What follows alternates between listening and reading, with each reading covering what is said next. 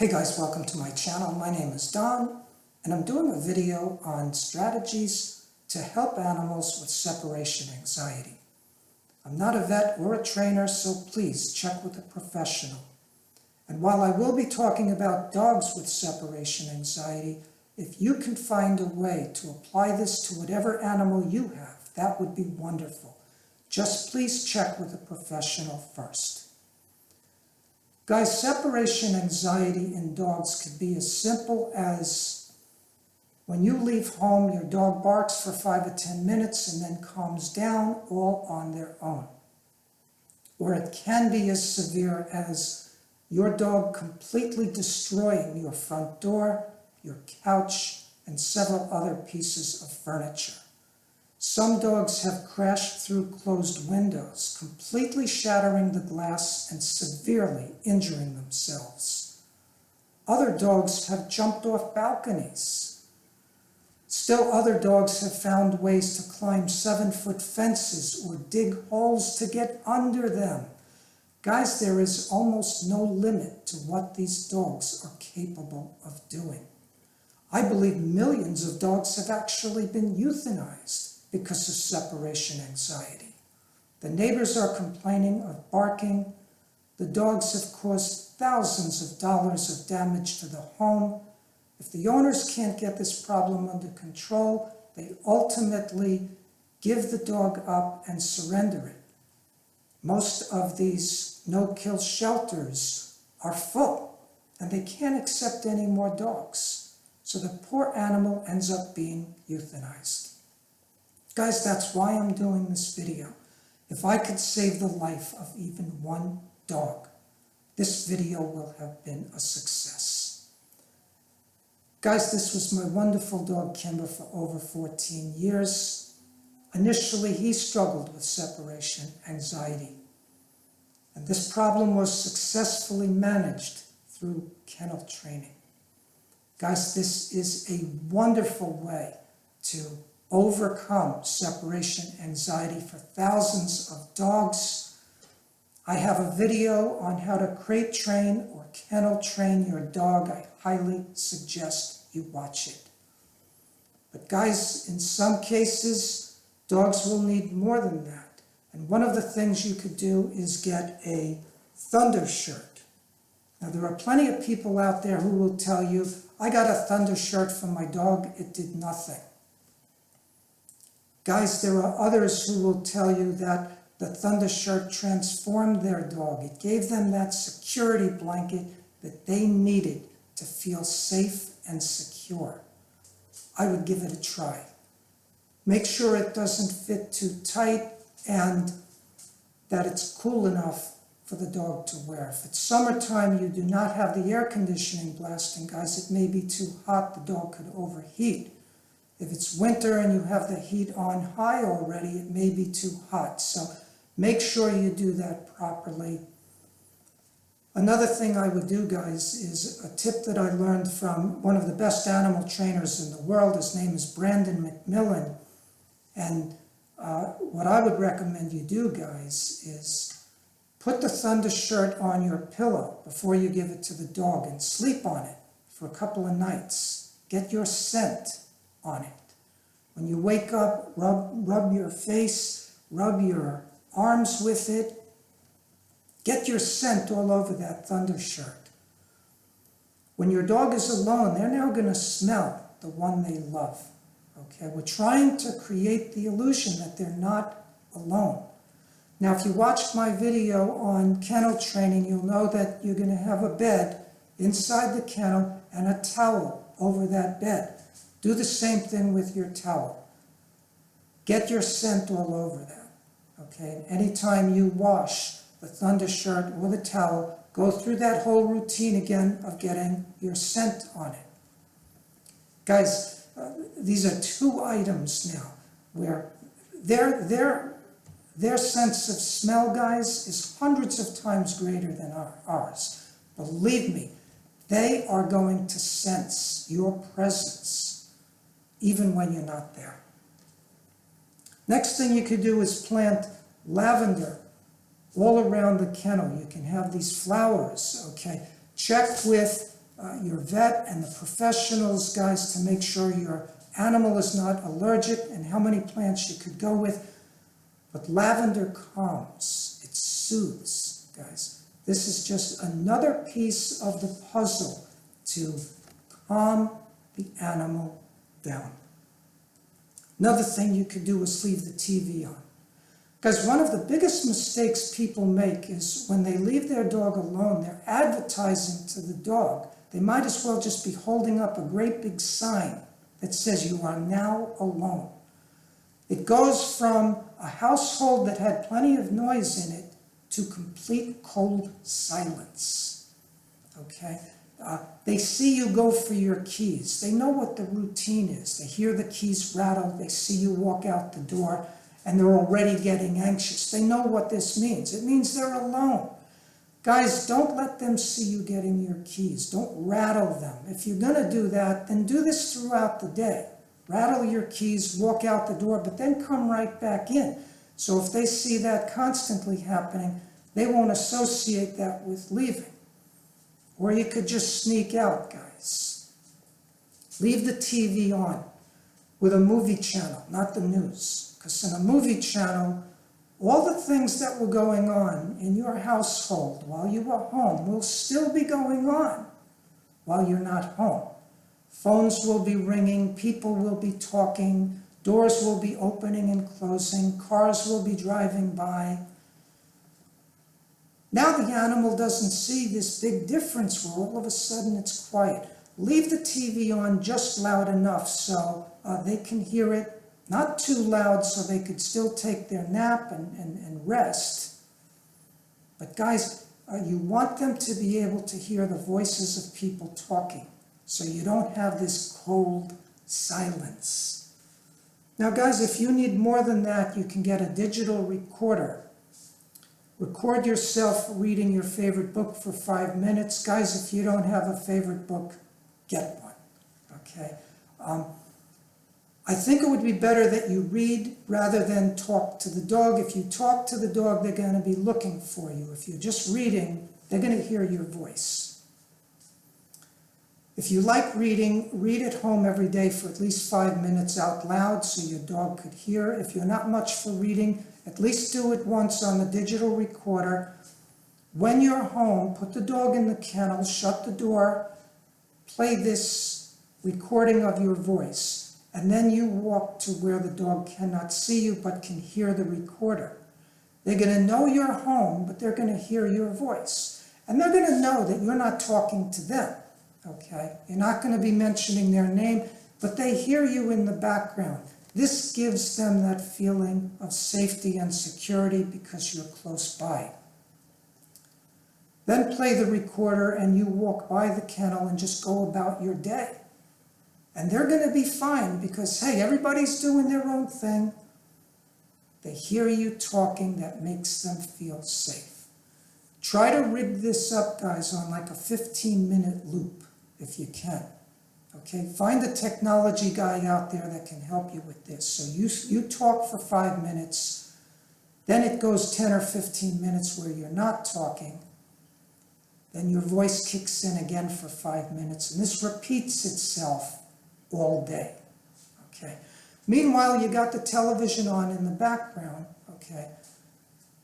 Guys, you're now creating an atmosphere that people are home. Okay. Yes, he's not seeing anyone, but you may be able to get away with this for 3, 4, 5, 6, 7 hours. You see how it goes, okay? I'm going to try to include a link, guys, where when I would read the Bible, Kimba absolutely loved it, and every day he would enjoy this. And you're going to see him in this video where he initially is very alert, he's up, he's listening to me read, and then he relaxes, he settles down, and then his eyes start to close, and he actually goes to sleep while I'm reading. This happened every day. Guys, reading to animals calms them down. This can be another piece to the puzzle. So let's now talk about food and chew toys. And guys, this can be a tremendous game changer in breaking the cycle of separation anxiety, but it comes with a tremendous complication, and we're talking about animals choking, okay? You gotta be very cautious about ever leaving an animal alone with food or chew toys. Now I'm gonna try to leave a link down below with a guy who I believe is a professional trainer who took out the time to research what he believes are 3 of the very safest ones. He recommends them. Guys, I'm not going to tell you I agree with this because I am overly cautious. My dog Kimber would wolf down his food, and even when I was home, he would struggle sometimes because he'd get too much food in his throat at one time. He actually couldn't eat dry food anymore. It had to be canned food. But even the canned food, he would eat it within like 60 seconds, and it would get caught in his throat. He'd have to cough, and then he would get it down. But sometimes it was pretty scary. I would hate the thought of leaving him alone with any food or chew toys. But guys, you need options. So while I'm not recommending this, I very much appreciate what this guy did, because of everything I told you, if none of that is working, you need more options, and he's giving them to you. So watch his video and go into it very cautiously. There is one of the things he's suggesting that I did use for many years while I was home with Kimber, and that is the Kong toy, guys. It's got a hole in it for food. A lot of people talk about using peanut butter with these. Guys, with animals, if it's even okay, you can only go with a little bit of peanut butter. But he's filling this up with canned dog food. I love that idea. It's nutritious for the dog. Any food you put in here, guys, you need to subtract from their meals, or your dog will get way overweight, especially if they're spending a lot of time in a kennel. So that's very important. But guys, he's filling this up with canned dog food. Then he's freezing it, okay? I love this idea because this is going to take a long time. It's going to keep the dog busy. This is going to help break the cycle, guys, in many cases. Dog's not going to be looking, where are you? No, they are food motivated. They've got this full of frozen food. They're going to be licking that for 30, 45, 50 minutes. As it thaws out, they're going to be able to reach in there with their tongue, get all that food out. Guys, this guy is talking about filling 2 or 3 of these up with food and then freezing it. This can keep your dog busy for quite a long time. I would first try everything that I told you about. If none of that worked, guys, at least these are options. If you use this, you got to clean them out really well. Get a brush that gets all the way in there. You got to get every nook and cranny. Every last morsel of food needs to come out of here, guys. Rinse it out super well and dry it. You do not want bacteria growing in here. It can make your dog sick. But guys, this can be an absolute game changer, okay? We're talking about getting your dog's attention off of where are you onto something else. It will break the cycle. So another thing we can do, guys, if you still need more, is you can get a video surveillance system that you could monitor on your cell phone. Just please do not use this when you're in your car. People are dying every day in their cars. Texting, talking on the phone. Guys, wait until you get to your destination. This could save your dog's life. If there's a fire or an emergency, sometimes animals will grab things like AAA batteries and bring them into their kennels and use them as chew toys. You see something like that going on, guys, you can get home right away while there's still time. So having a surveillance system where you could also hear and talk to the dog, this can really help you out. Next thing we're going to talk about, guys, is exercise. But this comes with a tremendous complication. The professionals will tell you, give your dog a good workout in the morning before you leave. They have a lot of built-up energy, And if you don't let them release that through exercise, they will release that through anxiety and frustration. It could get the dog in a lot of trouble. And guys, I agree with this 100%. The problem is when you exercise the dog and then you're not going to be home all day, there's a tremendous complication. And here's what that is. Take the dog for a 45-minute walk, or you put them on a treadmill, which, by the way, people do. They have side panels. You put the dog in the middle. Side panels keep them there. You check with the vet on how fast you could run the treadmill, how long you could keep them on there. But they now need a large bowl of water. You cannot deprive that dog of that water and not give it to them, because they're going to be in a kennel and nobody's going to be there to walk them, because you're going to have one very unhealthy, dehydrated, sick dog. You've got to give them that water. Now, if you do, and you need to give them a lot of it, guys, an hour or two later, they're going to desperately need to go outside to go to the bathroom. This brings up another complication, okay? You're going to need somebody to be home, or have a friend or a neighbor come into your house to take that dog and give him a walk.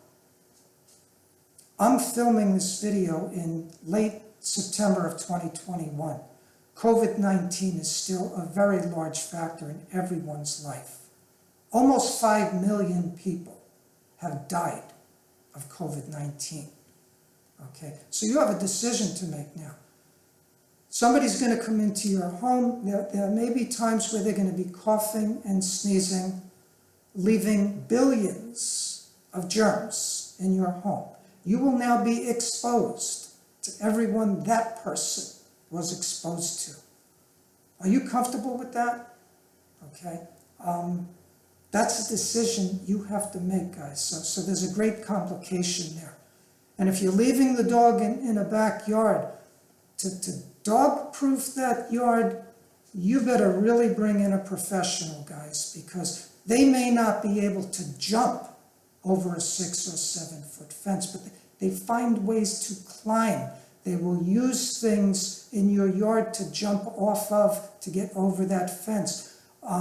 My own dog, Kimba, has dug under a 6 foot fence in 15 minutes. I've seen him do it, okay? So, guys, these dogs are capable of doing things you would be shocked what they can do. So that's just another complication there, guys. Leaving your dog at one of these doggy daycares, okay?